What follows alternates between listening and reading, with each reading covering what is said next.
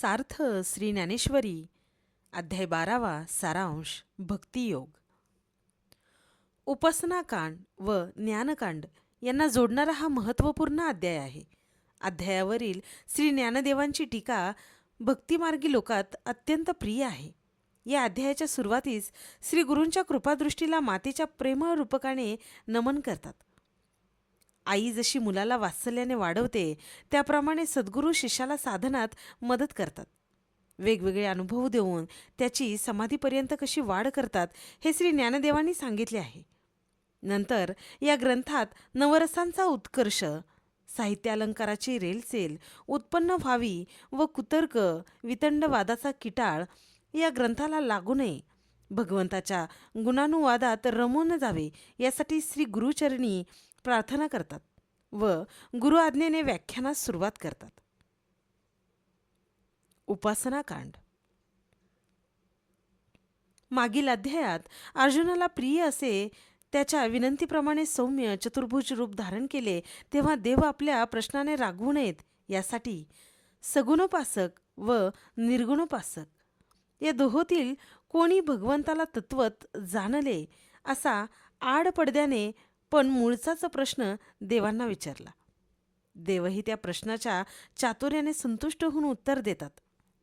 अर्जुना, माझ्या स्वरूपाच्या ठिकाणी सर्वेंद्रियासह मनाची मोहर लावून जे भक्त जीवाभावाने रात्रंदिन मलाच भजतात त्या भक्तांना मी श्रेष्ठ समजतो.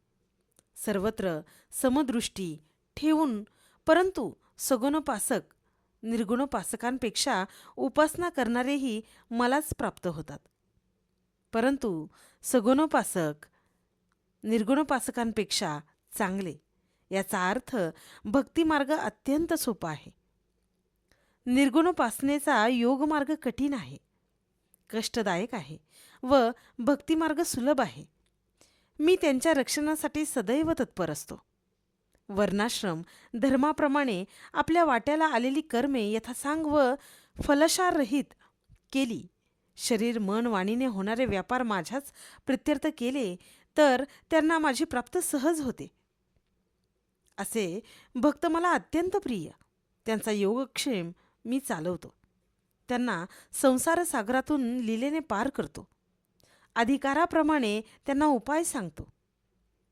सांसारिकांना नाममार्ग व इतरांना ध्यानमार्ग दाखवून त्यांचा उद्धार करतो.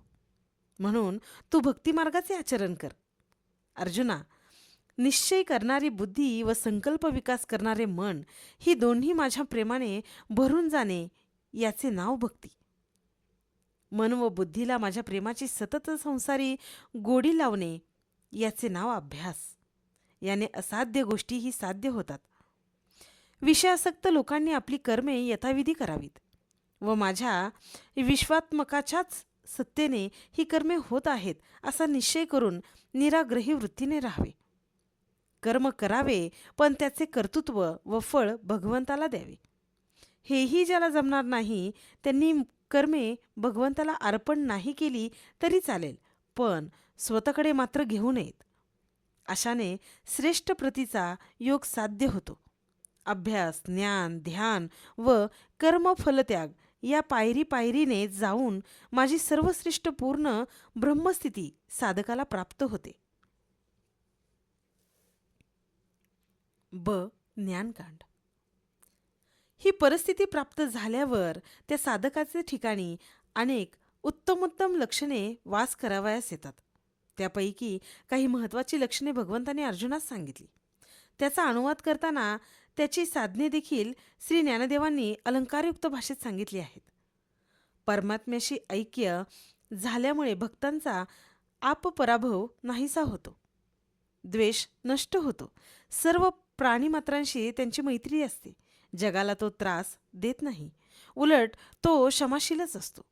या आत्मसाक्षात्कारी महात्म्याला काही मिळावयाचे शिल्लक राहिलेले नसते. म्हणून लाभ, हानी, जय, पराजय इत्यादी द्वंद्वरहित सदा संतुष्ट असा तो असतो. तो स्वतः मुक्त असतो व इतरांनाही भक्तिमार्गाने मुक्त करतो. त्याच्या सहवासाने तीर्थे पवित्र होतात. तो चारी पुरुषार्थापेक्षाही श्रेष्ठ असे भक्तिसुख भोगत असतो. असे भक्त मला प्राणापेक्षाही प्रिय आहेत. भक्तांची ही प्रेमळ कथा देव अर्जुनाला सांगत होते. या प्रसंगात श्री ज्ञानदेव सगुण भक्तीत रंगून गेलेले दिसतात. शेवटी संतांच्या चरणसेवेचे दान मागून ज्ञानदेव हा विषय संपवितात.